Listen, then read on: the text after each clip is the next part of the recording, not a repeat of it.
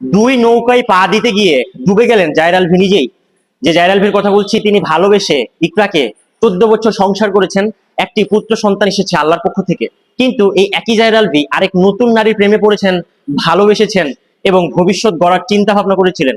এর ত্রিপাক্ষিক ঘটনার ক্ষেত্রে ইকরা চলে গেছেন দুনিয়া ছেড়ে।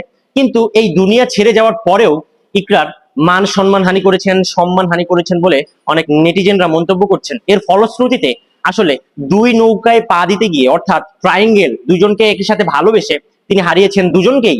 এই জন্য হয়তো একটি প্রবাদ রয়েছে যে দুই নৌকায় পা দিতে গেলে মাঝপথেই ডুবে যেতে হয়।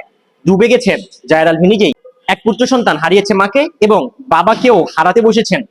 এই একটি বিভৎস ঘটনা থেকে সবাইকে সতর্ক এবং সচেষ্ট থাকতে হবে। ভবিষ্যতে কি যেন জায়রাল ভি না হয়ে ওঠে, আমাদের সবারই শিক্ষা নিতে হবে।